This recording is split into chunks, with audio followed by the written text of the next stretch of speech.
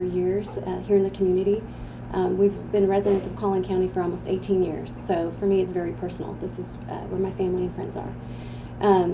So we have now up to almost 1,300 volunteers, 1,279 to be exact. A year and a half ago we had 487.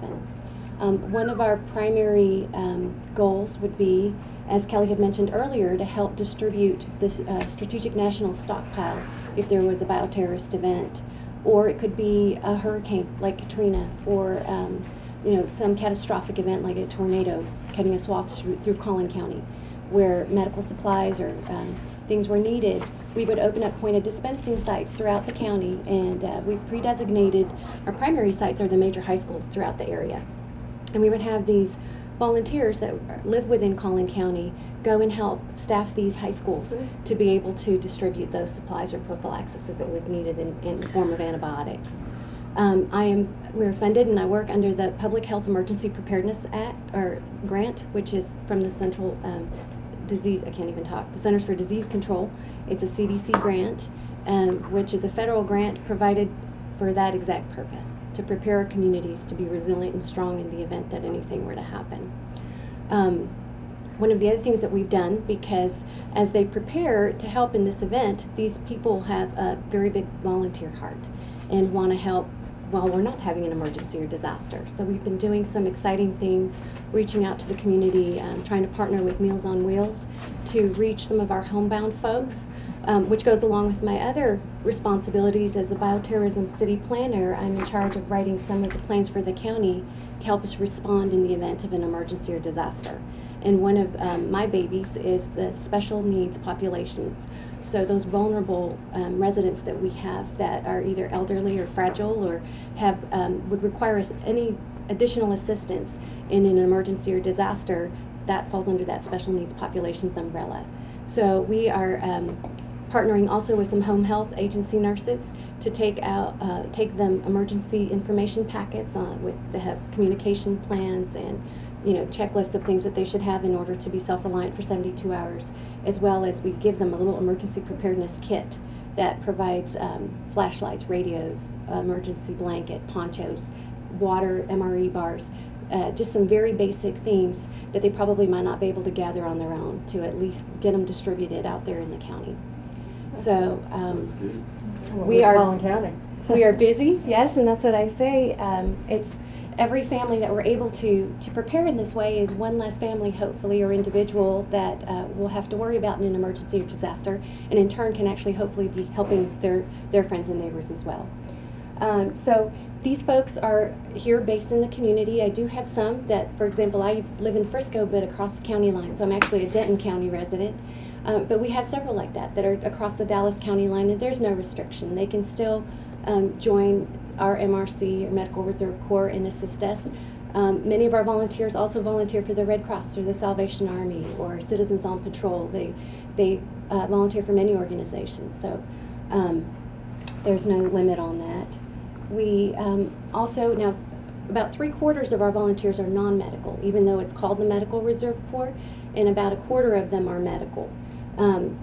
What this means is that if we had another situation like H1N1, had it been worse, and we had a huge medical surge of people that needed to be treated or triaged, we could have assisted our community with our medical folks that are vetted with their licensure to make sure that they're in good standing, to help supplement the medical community in the area.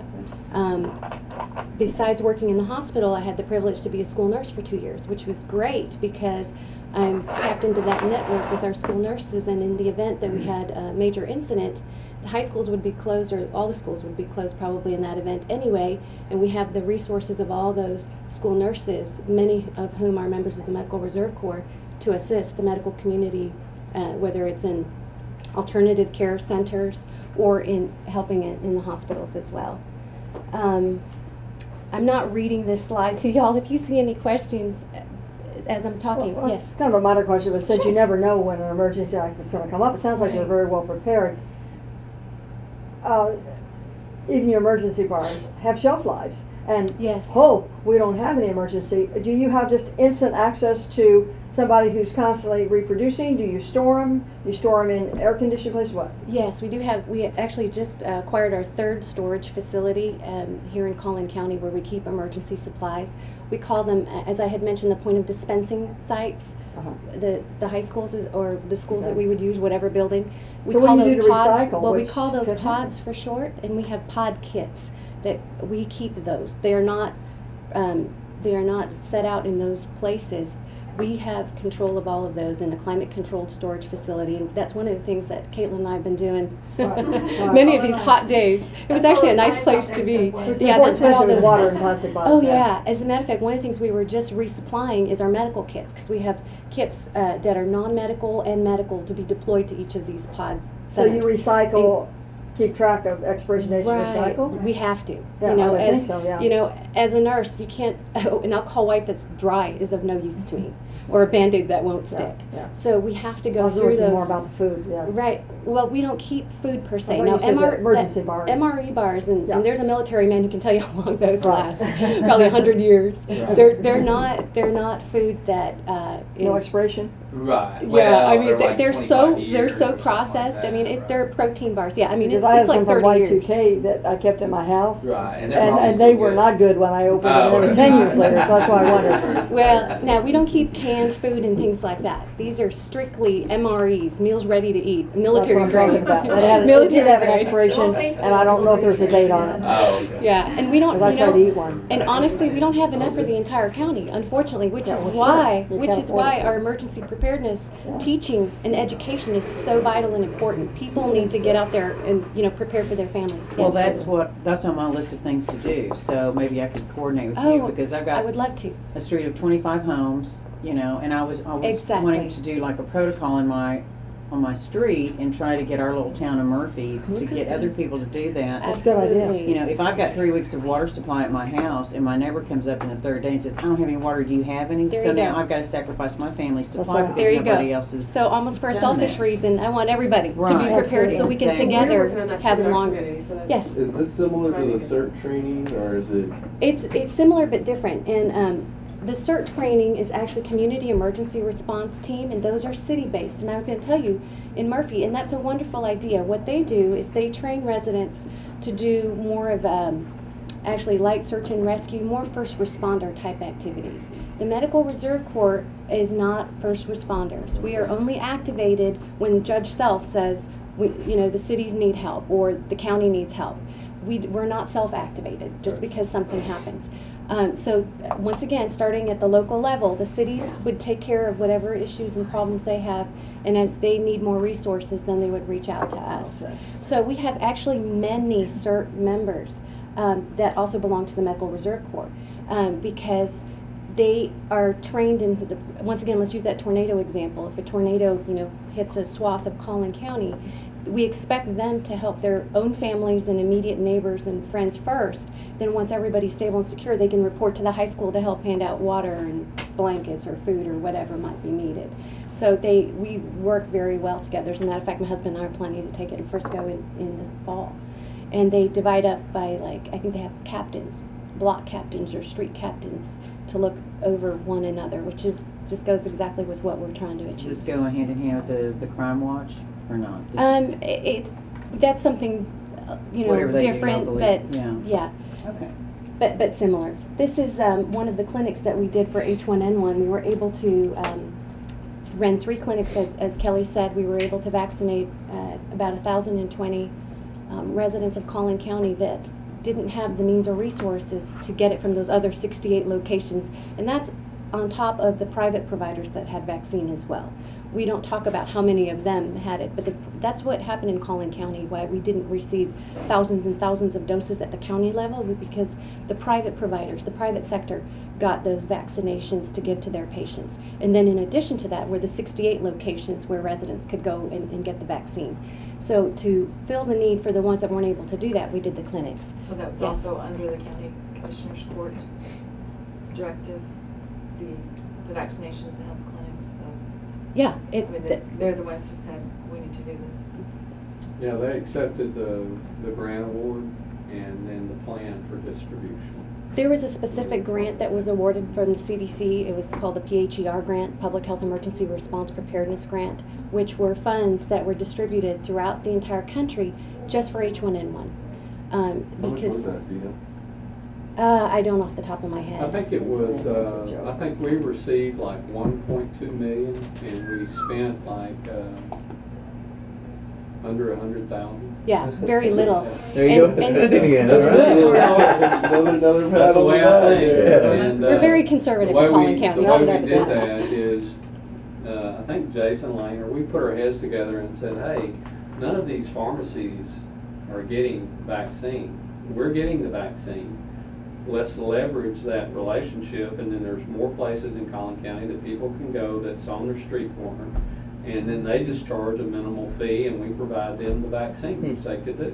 Now, the Yeah. vaccine was not purchased by us. The federal government Yeah, provided the right. vaccine and Purchased all by of the ancillary supplies Indirect. to get. Yeah, you're right. We all paid for it. We all paid for it, but I'm not sure, but we didn't spend. yeah, not very much. And Not very what I much. was Y'all going to tell you water 'em about these clinics was most of the Yeah. volunteers. Remember how I told you we had volunteer medical folks?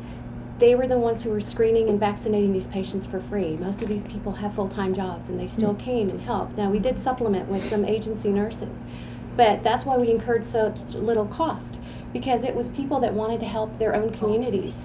And so our volunteers worked these clinics to control the traffic, the volume of folks, hand out the forms that needed to be filled out, were runners, translators, whatever that we needed to happen. And so we had over 300 volunteers that assisted with these clinics, and the nurses that you see for the most part were our volunteers.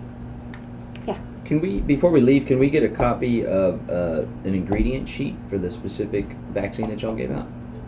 You know what? Good I don't question. have that Like an insert? here. They probably do over in the healthcare services, because they're the health department. That's where the vaccine was stored. Even though we're, again, once again, we're the planners. We provided the bodies. They house the vaccine over there, because that's where the shipment was sent to the health department, where they can keep it in appropriate temperature in the refrigerators and so on and so forth. They will have the insert, and I don't even think we have any fact sheets even over here that were That's a very distributed. good idea. That were distributed with the vaccine, and those came from the CDC. Okay. Those, I mean, they can be downloaded That's from the probably CDC. on the And they website probably, still. yeah, they probably still have a box over there, I would bet, of those things. And this is just a picture that we took of one of our clinics. And I just wanted to point out that we also have volunteers that are a lot younger. We start from the age of 16 on up. So we had kids from Plano East Senior High that wanted to volunteer and give of their time. I have college students from all the campuses in Collin College that helped. Good. We had nursing students that helped. We have nursing students from TWU that came because they live in Collin County and they wanted to help. And of course we've got retirees and folks that are working. So we have people of all ages and backgrounds. And you can see it took quite a lot of folks to run a clinic. We even at this particular clinic were able to involve this high school's ROTC group to help us with traffic control out in the parking lot. And so they got a kick out of being able to, put some of their newly learned skills to use. We partner with the Scouts and Girl Scouts. So we had some Boy Scouts out there that were helping we had one door for special needs folks so they didn't have to walk so far, and that was one of the things those Scouts did, is they wore their Scout shirts and helped escort those folks into the clinic a shorter distance. And that's all I have for the Medical Reserve Corps. Some of the other projects that we worked on, this is a mobile incident command post that we use state homeland security money to purchase. And I wanted to put this in there where you could connect with, this is an emergency operations center where we're supporting the people that are in this vehicle. You notice there's no markings on it, and the sheriff and I had a debate about that. He loves to put markings on that. But we really wanted this to be a county-wide resource. And if we put Collin County on here, McKinney, Frisco, Allen, Plano, they're not likely to use it. They even have used it in Prosper too as well, all over the county.